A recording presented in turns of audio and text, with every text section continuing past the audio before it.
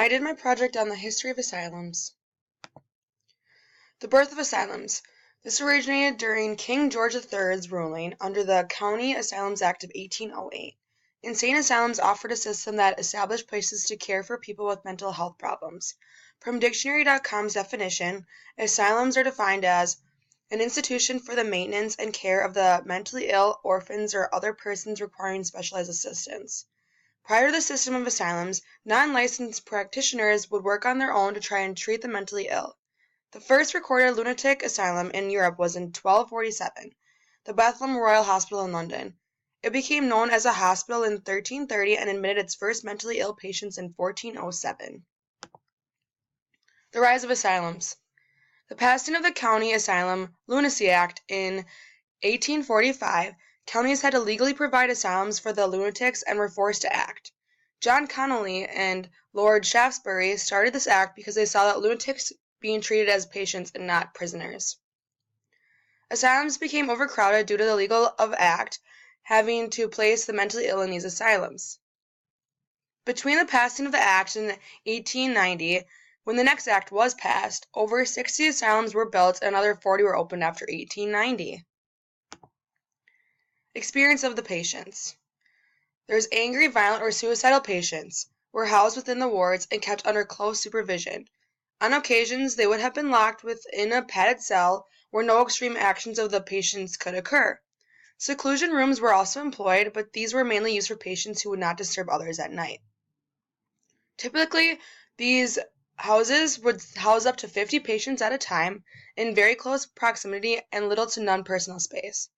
The daily routine was strictly enforced, with little possibility for new things, while being under the careful supervision of the staff. The wards were locked and security was kept tight as attendants were fined for every patient that escaped on their watch. As the years passed, this became more relaxed, and by the time the asylums were coming to a close, patients were allowed greatly more freedom and were allowed to leave the asylums and visit the surrounding local towns. The able-bodied patients who were considered less mentally ill were put to work around the hospital grounds. Males typically ran the farms and carried out traditional male activities. On the other hand, females worked within the laundry, needle rooms, and kitchens. Sports were made available to the patients. This started out as being heavily supervised walks, but as time passed, it was realized that other activities such as art, music, and dancing were beneficial for the overall mental health of the patients. As holidays approached, interaction and outsiders were encouraged, helping to rehabilitate them within society. Difference on care on sexes, starting with females. Segregation of sexes in the ward lasted until the 20th century. Most women came in for short periods of time to recover from the stress and exhaustion of their domestic duties. In addition, women were omitted from problematic marriages or as a result of giving birth to stillborn children or even some cases of rape. The female wards are based on ideals of femininity, which created little opportunity for them to go outside and even fewer opportunities to play games. Later on, the tradition at the time, the women's activities were confined to the indoors, which created strong bonds between both female patients and even staff. The daily routine of the ward consisted of patients would wake up for breakfast at 7 a.m., drink coffee, tea, or cocoa with porridge and bread as the main course. After breakfast, the patients who were considered to be good would have to be taken to their duties in the laundry or needle room. Others would wait around until they could go outside. Lunch would have been served at around 12:30 p.m. and would have consisted of food produced on the local farm. This was actually their main meal of the day. The outside areas were then opened up again in the middle of the afternoon for just over an hour. Tea was served in the early evening and was known to consist of bread and cake. Due to staff shortages on the female side of the hospitals, nurses were known to have dosed the patients with formaldehyde in the evenings to ease the load. Difference of care on sexes, now males. So after World War I, shell shock was a prevalent condition among men admitted to the asylums. At the time of this condition being diagnosed and recognized it caused a controversy due to the condition being similar to female psychosis.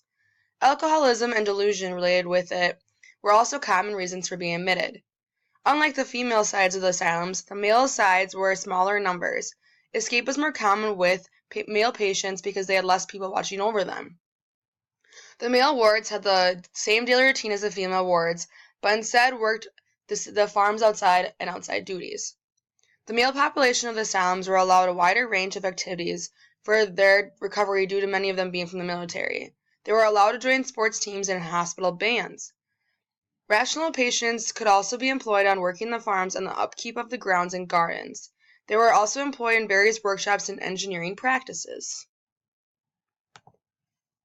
Treatments in the asylums. When the asylums first opened, there was little knowledge of the psychiatric condition or how to even treat them. Lunatics were kept calm and occupied as much as possible, and when they felt aroused, they were restrained. The very first therapy throughout the asylum system was the treatment of general paralysis of the insane, which was caused by syphilis, and malaria from infected mosquitoes. This treatment was used until the 1950s when a new drug was developed. The next treatment that was developed was the deep insulin therapy, where it was believed that schizophrenia was caused by a high blood sugar in the brain. Insulin would be administered until the body went into shock and the patient was revived with a sugary dose of tea. In the 1930s, two major treatments were developed in Europe, including electroconvulsive therapy, which is ECT, and the lobotomy. Both these treatments involved stresses to the brain. ECT involved passing a current through the brain and induced an epileptic state. This was sometimes known to cause injury to the patients through the severe convulsions. ECT proved to be very effective for patients suffering with depression and still used in very rare cases today. The lobotomy involved cutting the brain tissue with the frontal lobes of the brain. Lobotomies were banned from being performed in the U.S. However, some countries do still believe that as a helper procedure and will still try to use it. The introduction of drugs became one of the biggest breakthroughs to the psychiatric world. The first drug to be used, discovered by the very first antipsychotic to be developed, and it had a huge impact on the condition of patients and in their mental health. Tying this to psychology, as you saw, also with the treatments, that was a form of psychology of which we've already learned with lobotomies and ECT, but it was also known to have the private asylums offer the treatments that were popular at the time. In the late 19th and early 20th centuries, most physicians had a semantic view of mental illness and assumed that a defect in the nervous system lay behind mental health problems. To try and treat the patients with the mental illnesses, doctors applied treatments such as hydrotherapy, electrical stimulation, and even rest. From 1890 to 1918, private hospitals were popular until the ways in treating mental illness began to change. Some physicians dropped the semantic view of mental illness and gained a more psychological view of the disease. Among these doctors were Boris Sidis, where he earned a PhD from Harvard University under the knowledge of William James. Sidis argued that the consciousness and subconsciousness, rather than the nervous system, was the original idea behind the treatment, was the data of psychology. In his treatment, Sidis hypnotized patients to gain access to the memories that were deep in their subconscious. After the patients were in a hypnotic trance, Sidis described their memories that were expressed during the hypnotic session. Sidis believed that by patients being aware of their hidden memories, it eliminated all of their symptoms of being mentally ill. Psychotherapy began to be an option as a form of treatment for the mentally ill. Reasons for closing asylums.